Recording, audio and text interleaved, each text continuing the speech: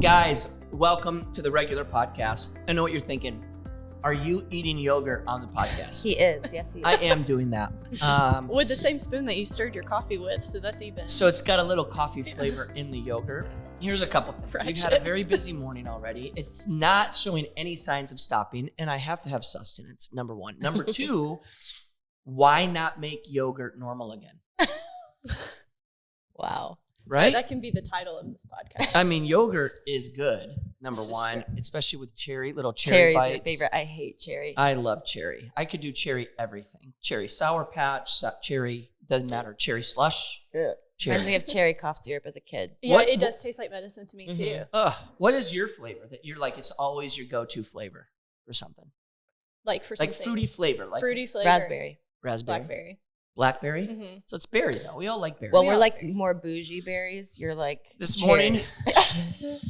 morning we're eating yogurt, talking about berries, and We're gonna get into it. First Thessalonians chapter 5. I was gone Sunday, and I started to watch the message, and then ran out of time. But It's fair. you know what I really liked? I really liked the graphic of showing the breakdown of loving people well and loving God with everything. And I think in general, when you the more that you get into the Word, the more you realize it really isn't this big, huge, complicated scavenger hunt of how do I please God and keep Him happy with me. Totally. It's actually pretty simple. Like, man, just be in love with Him and treat people well. Yeah. Right. And so even when we get into 1 Thessalonians 5, what we're going to do today is just kind of give you, each of us is going to share one of the big things that sticks out to us.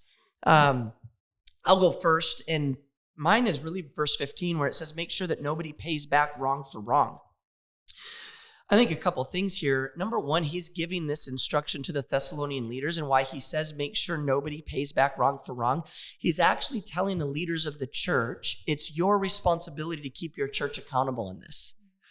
And I say that for two reasons. I point that out because one of the things it's important for all of us to continue to remember and realize, we are in the best place when we are correctable. And being correctable is tough. So true. It's hard to be correctable. It's very easy to be defensive. It's very easy that when someone comes and says, hey, you should do this, to find a reason to discount their input, right? Like to discount what they have to say. That's a little side point there. The instruction was to the leaders to correct people that were repaying wrong for wrong. But then you look at that instruction of not paying back wrong for wrong, to make sure that nobody pays back wrong for wrong. I mean, it is the most simple, basic lesson we teach to kids. 2 wrongs don't make a right. That's what that statement that we use is referring to. What were you going to say? I'm just going to say every parent knows it's 100% what kids do naturally. It's like, oh, he hit me first, or they did that to me. They feel completely justified in returning the same wrong right back. They're like, it's fair. That makes it fair now. Right. Like in our minds, fairness is I hurt, so you hurt. And this scripture does a pretty good job of really clearly in just a few words of saying, hey, it's not 2 wrongs don't make a right. And that doesn't just apply to our childhood. Right. That actually applies to our adulthood as well.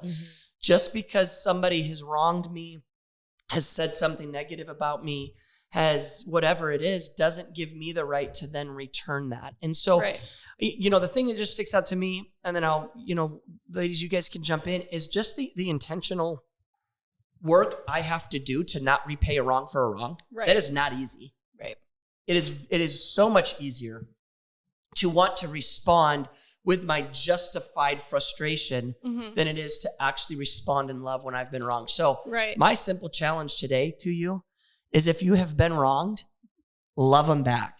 Figure out how to take time. If you got to reset, if you got to go for a walk, whatever you got to do to pause so that you don't pay back wrong for wrong. Well, and it's so interesting because after that it goes on to go even further. It says, always seek to do good to one another and to everyone. And I think we're, kind of in this culture of, not to say that this is wrong necessarily, but validate my feelings, Mm-hmm. validate my experience. They did this to me, so that means I'm validated in wanting Yeah. to do this or feeling this. Yes. But the charge to actually not retaliate, but also to bless. Yep. I think that was such a powerful So moment.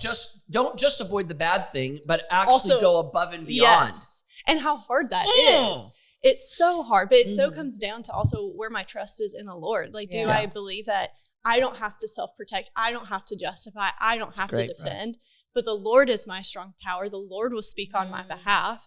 And the only job really that I have in that situation is, can I actually pray a blessing over this Yeah, that's person great. despite it? Here's the thing with the Bible. People say, "Oh, it's confusing." It's actually not confusing at all, but it's very hard to do We the just simple don't want things. to do it. Yeah. It gives the simple things, and it just says, "Hey, don't pay wrong for wrong, bless them back." And you're like, What? "Sounds easy." No. Also, so hard.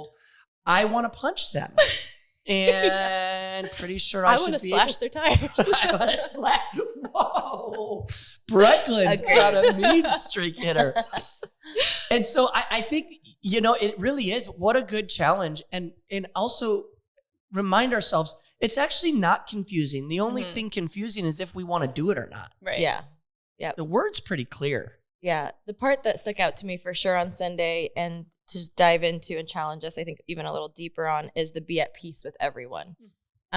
It's in the same exact frame of what we're talking about, but I think I want to send an invitation to all of us and those listening. Is there somebody you're not at peace with? Because think about those like long lasting relationships that you're like, if I run into them at Trader Joe's, I'm going to avoid and go the other way. That means you're probably not at peace. Yeah. Now, again, not somebody that you're just like, oh, I just don't have time to get in that conversation. Somebody that you're like, ugh, like if you feel that when you think of them, hear their name, you're not at peace. Like, what can you do? Each one doing your own part.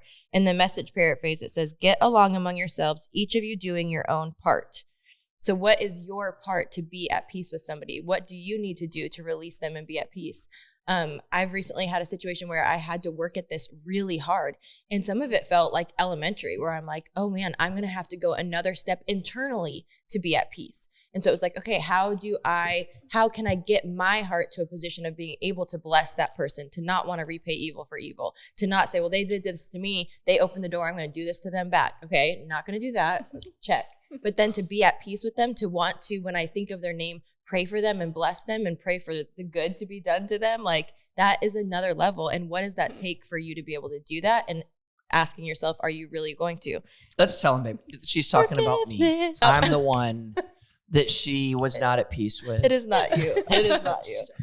But what I love next is then the next verse in the next point that you preached, Breck, was hold one another accountable. So I would say this part is something that you normally need some accountability to do. Mhm. And obviously it would be slander or gossip if you're sharing it with somebody random. So it would be your mentor, your husband, your wife, your best friend, somebody you're like, I'm not at peace with this person and I need some accountability to make sure I get there. Because it would be really easy for me to just be settled with this. Like, well, they're fine with not being at peace with me. I'm going to live there too. Mhm. But Yeah. I just think it shows the level of maturity as a believer and just in a way that we're honoring God and actually like backing up and walking the walk, not just talking the talk of I'm actually going to do the work necessary to be at peace with this person. Well, and I think even accountability on this topic, but in general, to be accountable. Mhm.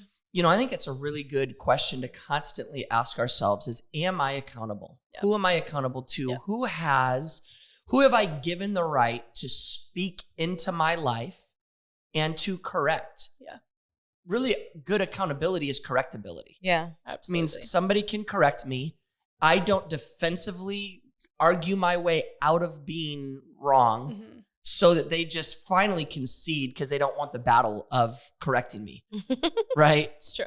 And so I think that's a really good heart check in general is, am I correctable? Have I allowed myself to be at a place in my heart where somebody could come and say, hey, you're off. You didn't do that right. You should have done this different. It's not fun.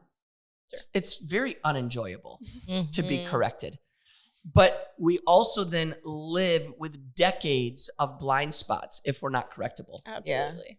You can find yourself decades deep in a blind spot that everybody else has learned to just tolerate because you weren't correctable on it. And now here you sit. Yeah. 2 decades of a blind spot. You're elbowing everybody without realizing it. And yeah, it's not that people are running from you. They've learned to tolerate it and put up with it. But man, we'd love it if you would listen. and vice versa, myself, and I think all of us. Yeah. And so I think that accountability piece is really good for what you're saying, but then also just in general, doing an evaluation. Am I accountable? Am I correctable? Have I given anybody enough of a voice in my life to call me out when I should be called out? So good. And it just helps us to grow and not stay stuck. Yeah. And I think we all want that. Yes, Hopefully. we do. Hopefully we all Who want corrects you guys? that. You. Okay. That was way too quick from both of you. That was ridiculous. Who corrects you? Everybody. Oh, I was going to say us. I get corrected from everybody. I mean, I'm a very corrected person. Whenever you're like visibly always in front, everybody's correcting you. That's true. You know, I think the thing that I've tried to challenge myself in is not to compartmentalize my correctability just to the people that I view as over me or as a leader in my life. Like, it's easy for me to let Doug correct me because Doug's been in that role in my life for so long. Right. But checking myself, like, will I let a friend correct me? Will I let somebody even in our church correct me if something should change, you know? So, yeah, I mean, yeah, you and Allison are like team correction. Allison Collins and my wife are like team correction. Chad, her husband, should just be glad he doesn't work here because can't handle two of these women. Let me tell you. Oh my gosh. You love it. Oh, I love something. You said, I love something. Awesome. Well, this was really good. I think you did a great job Sunday. Yes. I only watched the first part, but I'm sure the rest was just as good as the beginning. So way to go. Brett, thanks for doing that while I was gone. And challenge ourselves this week. Really look at yourself. Couple questions to ask yourself is, are you tempted to repay wrong for wrong when someone hurts you? Are you accountable? Are you correctable? And then what can you do to heap blessing on people that have maybe hurt you? How can you go over and beyond, not just doing the bare minimum in good response, but actually blessing those who hurt you? And who are you not at peace with, and what do you need to do to get there? Yes. Some good questions. Good questions. I'm sure that's enough for you to chew on for the next week, if not month. So thanks for joining the regular. We'll see you Sunday.